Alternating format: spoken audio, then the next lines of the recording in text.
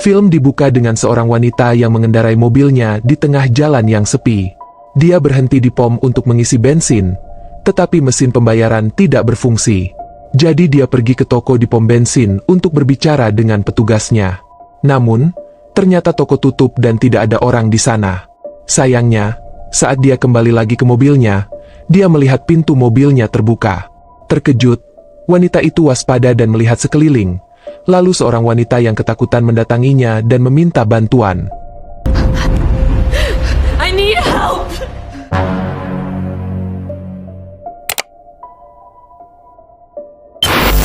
Adegan kemudian bergeser ke 9 jam sebelumnya. Kita diperkenalkan dengan pasangan muda, Charlie dan Aiden, yang mengemudi di daerah sepi untuk menghadiri acara kebaktian ayah Charlie. Charlie sangat merindukan ayahnya karena dia merawatnya setelah ibunya meninggal. Dia juga merasa bersalah karena meninggalkannya sendirian di hari-hari terakhirnya. Aiden menghiburnya dengan mengatakan bahwa dia adalah putri yang baik dan telah membuat ayahnya bangga dengan mendapatkan pekerjaan di California.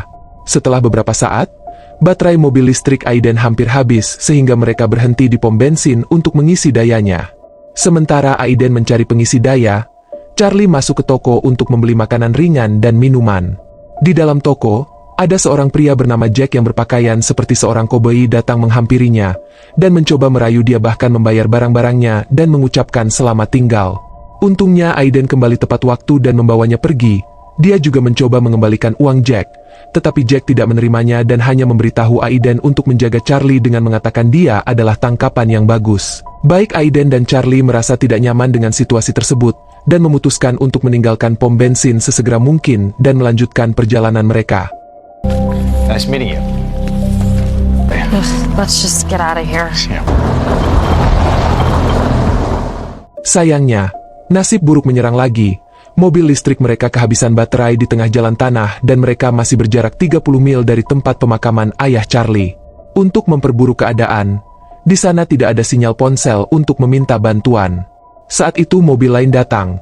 Tetapi meskipun Charlie berusaha meminta bantuan, pengemudi tidak berhenti dan pergi melewati mereka. Dalam situasi tegang ini, Aiden mencoba untuk mengubah topik pembicaraan dan mengangkat upacara peringatan ayah Charlie yang akan datang di Eagle Lake. Mereka berbagi ciuman dan saat itu seorang wanita parubaya bernama Pamela tiba di mobilnya.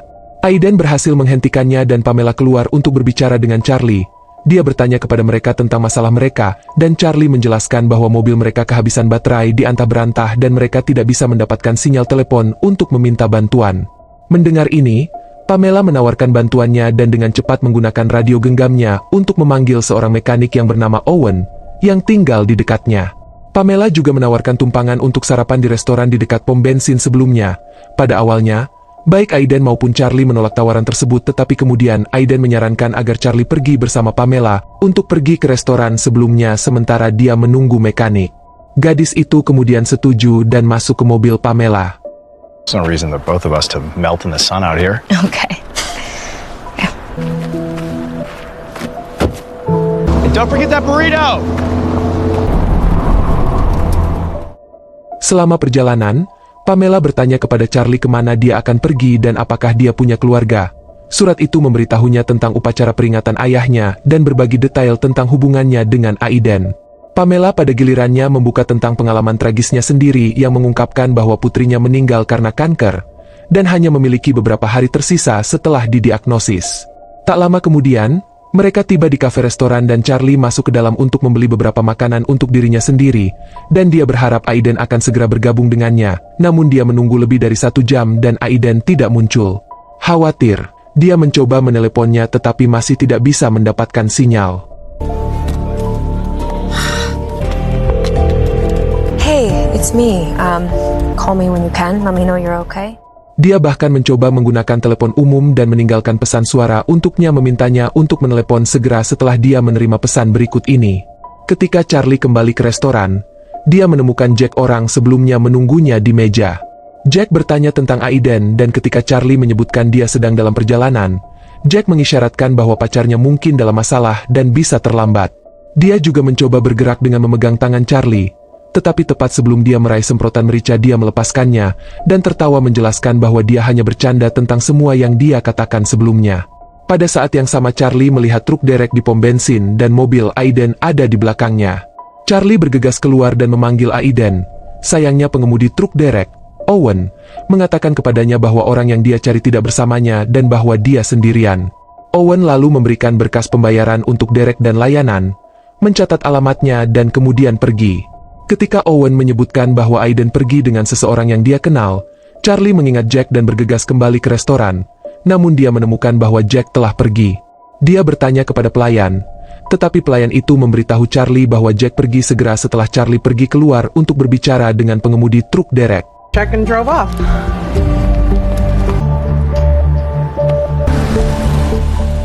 Di adegan berikutnya kita melihat Charlie di kantor polisi tanpa khawatir dan meminta bantuan Deputi Graham. Dia menyarankan bahwa sesuatu mungkin telah terjadi pada Aiden, tetapi Graham tampak skeptis dan bertanya apakah mereka sedang bertengkar. Charlie terus mendesak petugas untuk menyelidiki Jack, tetapi dia menolak karena percaya Jack adalah orang baik yang tidak memiliki riwayat menyakiti siapapun. Selanjutnya, Deputi Graham membawa Charlie ke tempat terakhir kali dia melihat Aiden, tetapi saat ini dia tidak ada di sana. Namun, Charlie menemukan airboot Aiden di tanah, dan dia pikir dia mungkin berada di dekatnya. Dia mengikuti suara dan menuju ke beberapa semak di kejauhan. Dia melihat seekor rusa dan ingat ayahnya mengajarinya cara mendekatinya dengan tenang untuk mengambil gambar yang bagus. Fokusnya pada rusa itu terganggu oleh tembakan.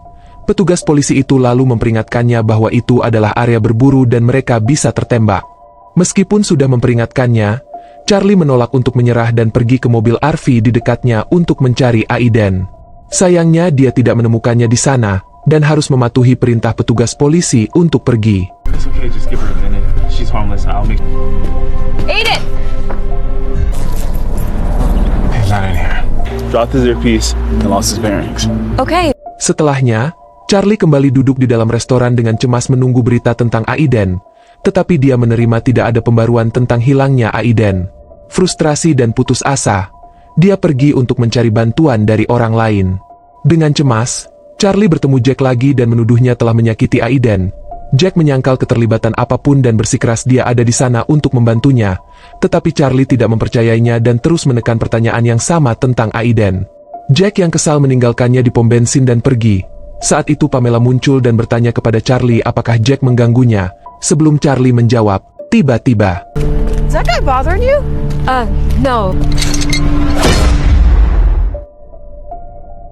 Setelah beberapa saat, Charlie sadar kembali dan menyadari dia ada di tempat Pamela.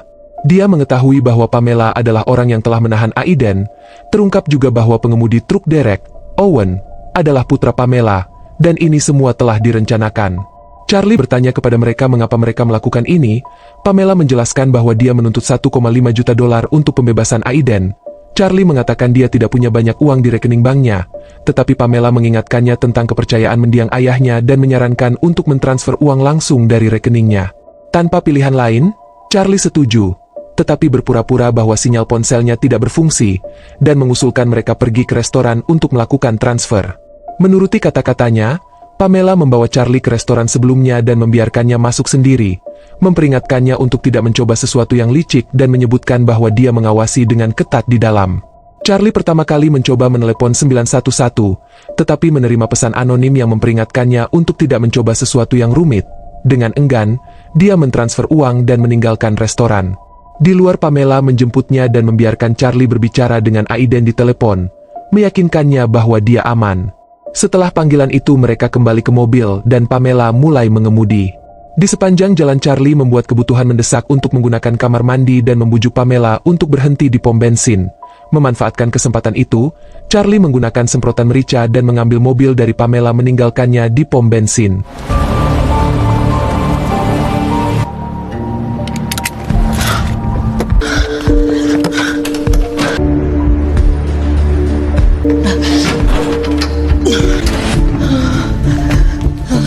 I'm not kidding, come on!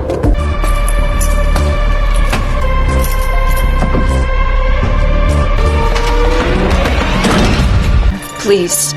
May, I need you to do something.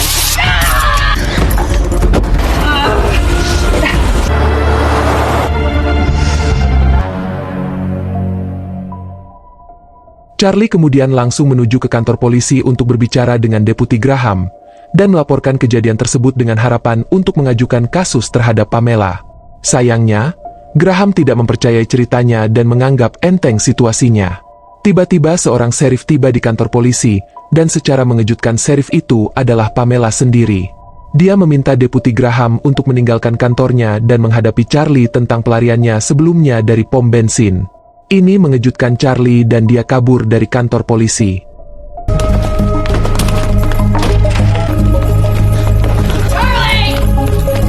Pamela mencoba mengejarnya tetapi dihentikan oleh Graham. Serif kemudian mencoba meyakinkan Graham bahwa Charlie memiliki cacat mental dan perlu ditangkap. She is a danger to herself and our community. On foot? Her fiance's missing? I believe she's tired, delusional, and I'll find her.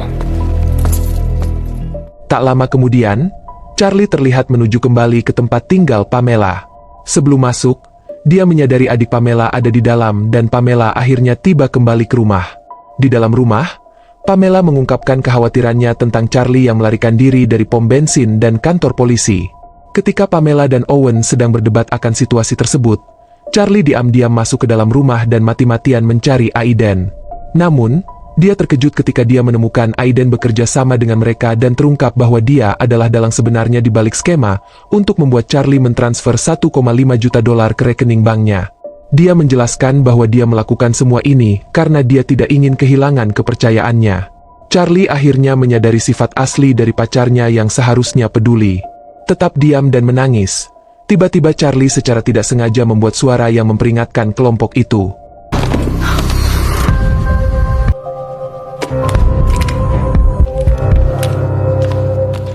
Owen memeriksa dan melihat Charlie melarikan diri melalui pintu.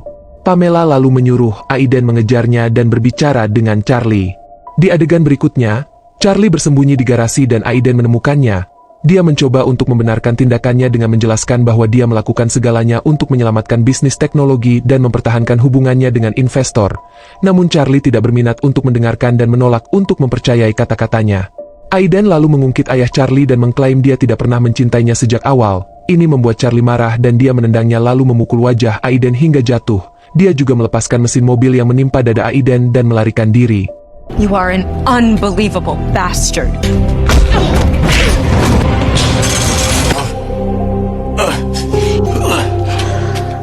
Setelahnya, ketika Owen dan Pamela tidak dapat menemukan Charlie, mereka menemukan Aiden yang terluka.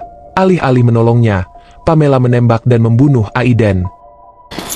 Where is she? Guess you don't know her as well as you thought. Setelah kejadian ini, Charlie pergi ke kantor polisi dan berbicara dengan Deputi Graham menjelaskan seluruh situasi dan mengungkapkan bahwa tunangannya sendiri adalah dalang di balik segalanya. Dia juga mencoba meyakinkan Deputi bahwa atasannya terlibat, tetapi Graham tetap skeptik. Di luar ruang interogasi, Deputi Graham bertemu Serif Pamela dan bertanya apakah putranya terkait dengan penculikan Aiden dan masalah Charlie. Sayangnya Owen muncul dan membuat Deputi pingsan sebelum memasuki ruang interogasi. Untungnya Charlie telah melarikan diri sebelum Owen dan Serif memasuki ruangan. That's not protocol. In a lawyer. She'll talk to me. Say something. Was she at your house? What are you gonna do, huh? Arrest me?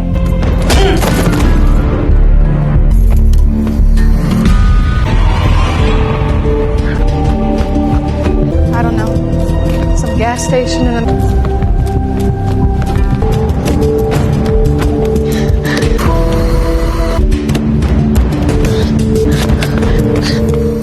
Adegan kemudian kembali ke awal film di mana Charlie mendekati pengemudi wanita di pom bensin untuk meminta bantuan. Namun wanita itu tidak menunjukkan minat dan pergi. Dengan putus asa untuk melarikan diri, Charlie pergi ke restoran yang menemukannya tutup. Dia memecahkan kaca untuk masuk ke dalam dan mencoba menelepon 911. Namun Charlie terhenti karena merasakan ada orang yang akan datang. 911, what's your emergency?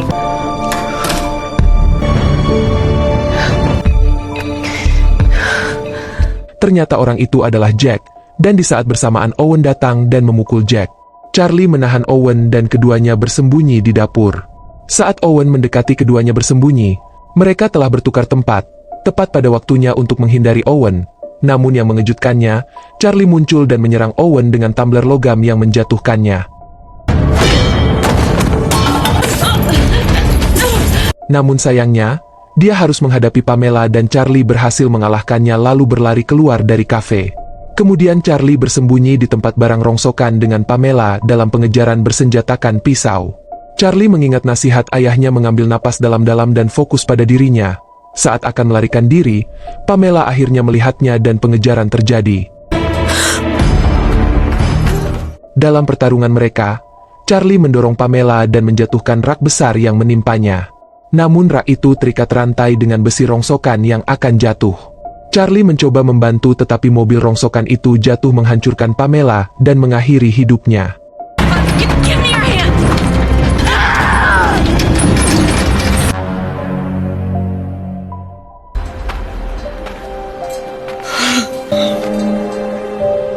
Kemudian Charlie terlihat berada di rumah sakit menerima perawatan. Deputi Graham mendekatinya dan memberikan pembaruan tentang kasus tersebut. Dia memberitahu dia bahwa Owen ditahan dan menawarkan untuk mengantarnya ke Eagle Lake untuk penghormatan ayahnya. Namun Charlie menolak, menyatakan bahwa dia ingin melakukan ini sendiri untuk ayahnya.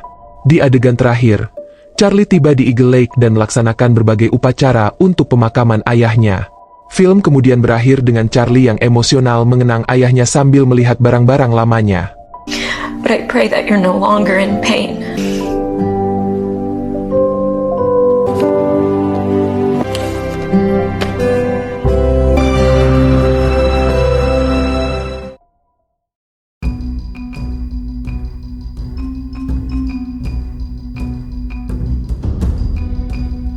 Pilih tanda like bila suka video ini, dukung channel ini dengan subscribe dan aktifkan lonceng notifikasi, agar gak ketinggalan rekap alur film lainnya di channel ini.